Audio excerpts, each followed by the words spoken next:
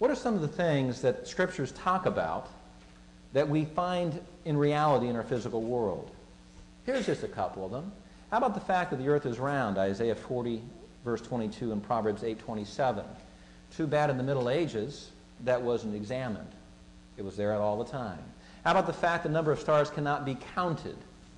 And they can't. Jeremiah 33:22 and Hebrews 11:12. How about the law of conversation of matter and energy described in 2 Peter 3:7, Genesis 2:1 and 2, Exodus 20, verse 11, and Hebrews 4:3 and 1:3. How about the hydrologic cycle, Ecclesiastes 1:7, Job 36, verses 27 and 28. There's the law of increasing entropy, that things go from order to disorder. They lose their energy, Psalm 102, verses 25 through 27. Isaiah 51:6, Genesis 3:17, and Romans 8:21 and 22. We'll go on because there's more. There's atmospheric circulation. Ecclesiastes 1, verses 6 and 7, Job 28:25 and 37:9. The fact that life is in the blood. You realize George Washington could have lived longer if they had recognized this? They bled him to death, as they bled a lot of people to death, because they were following the ideas of the ancient Greeks instead of what Leviticus 17:11 tells us directly. Gravitational field described in Job 26, verse 7. He hangs the earth on nothing.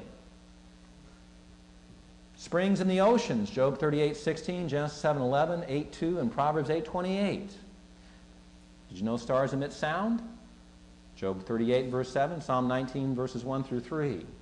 Animals reproduced after their own kind, Genesis 1:21 and verse 6:19. There are some scientists who still struggle with this one. The earth and the moon were formed separately, Genesis 1:1 and 14 through 19.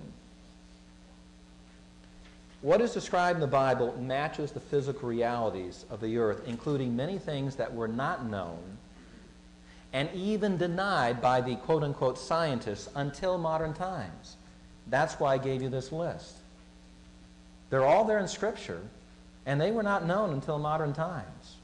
Many of them flatly, absolutely denied by the ranking men of knowledge of their time.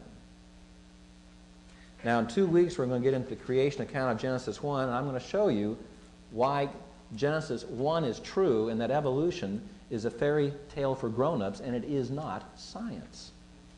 Okay? I'm adamant about that one. It is a fairy tale for grown-ups. It is not science.